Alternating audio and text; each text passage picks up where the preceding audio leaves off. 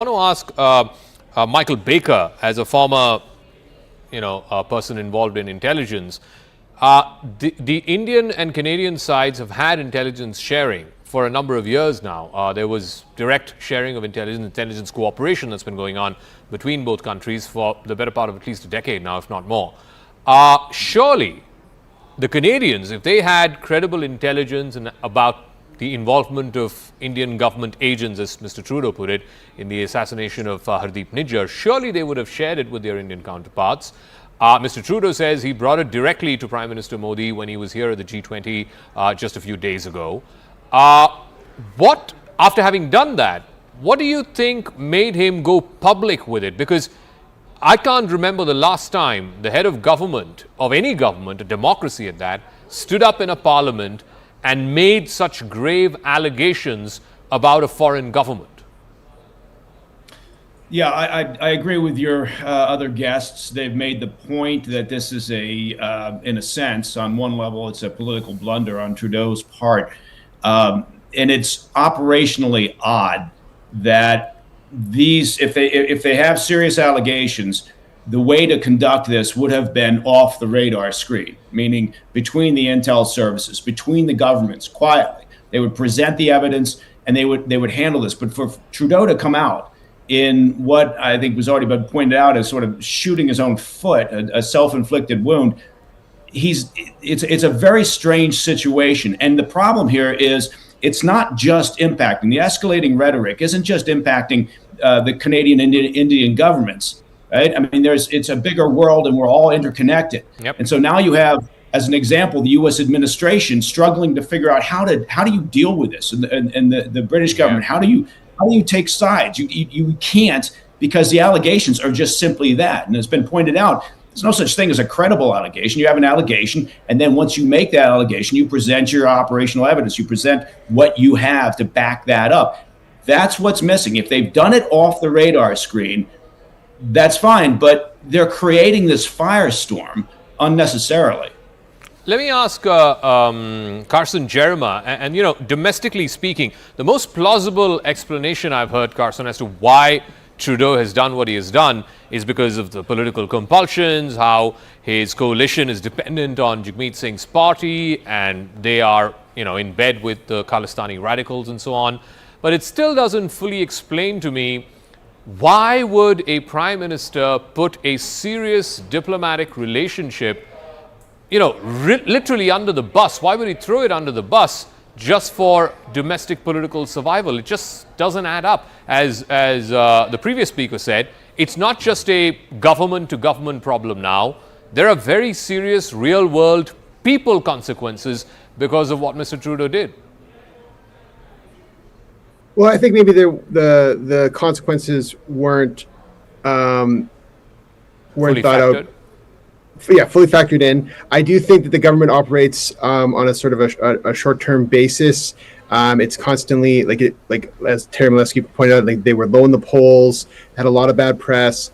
They often do this sort of thing where they make a big flashy announcement in order to sort of change the channel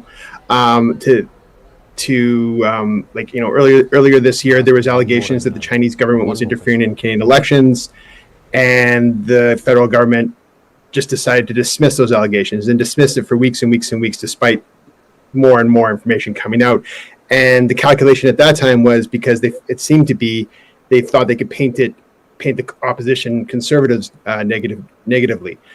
I just think that maybe they didn't fully factor it in. I don't want to say they don't. I don't want to say that the federal government does not care about international politics, but it certainly has. It certainly has its domestic issue front and center, and the other stuff is secondary. And it does seem to be looking for a way to. It does seem to be that whether or not the allegation is true or not, the way that he presented it does seem to be calculated based on the domestic political situation. So Ashok Sajjanhar, I know you need to leave, so I'll ask you this question as well, and then I'll come to you, Puneet Sahni. Thanks for your patience. The critical thing is, if Mr. Trudeau is saying the intelligence operatives have shared this with their Indian counterparts, and he's saying he shared it personally and directly with Prime Minister Modi when he was here at the G20, and despite that, if he chose to go public, And the Indian response now to halt visas, which is clearly climbing up the escalation ladder, either India has seen that evidence, whatever it is that Mr. Trudeau personally told Mr. Modi, and come to the conclusion that it's not credible enough, and therefore they are ratcheting this up because there has to be a price to pay for anyone to make such grave allegations about another democracy like this. So do you reckon the reason why India today notched it up one notch further by halting visas is perhaps because India knows that at least whatever has been presented to them by the Canadian side, there isn't enough meat on the bone, as Terry Milewski said, for any kind of action to be taken from the Indian side, that they realize that they can climb up the diplomatic escalation ladder because there is a cost to pay. No, absolutely. I think there is nothing that, for India to do, but also there is nothing that Canada has in hand to be able to share it with its allies. There have been two other pieces of information that have come up. Number one is that the issue was raised with the Prime Minister, and the Prime Minister completely rejected all these allegations. Yep. One of your panelists was saying as to, why doesn't the Prime Minister come out? I don't think it is for the Prime Minister really to come out. Prime Minister's office, or I think the External Affairs Minister, or, the spokesperson, they have said it was completely rejected by the Prime Minister. And the second is what the official spokesperson said today, that there is no substantive information that has been shared with us. So we know that they have nothing in hand. If they had something in hand, Zaka, there would have been some arrest that would have been made. There would have been some charge sheet that would have been filed. It's already 3 months since that assassination took place, since that murder took place. Yeah. There is nothing about the intelligence agencies. The last point I would like to make there is that the Canadian NSA was also here during the G20. Mr. Doval had a meeting with him, and he told him in no uncertain terms.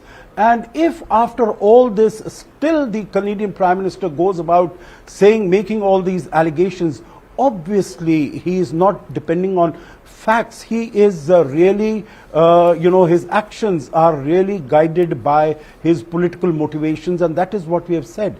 What the official spokesperson said. All right. The charges are absurd and motivated. Mr. Sajjanhar, thank you for joining us. I know you got to go, but Puneet Sahni, I'm just trying to again make sense of the sequence of events and why Mr. Trudeau chose to go public with this in the dramatic fashion in which he did, and now 4 days on, even in today's press conference, he hasn't provided any new piece of information which moves the story forward, which puts, as Terry Milewski repeatedly keeps saying, puts meat on the bone in terms of what evidence does he have to back up this claim of credible allegations of Government of India officials and their involvement in the killing of Nijjar.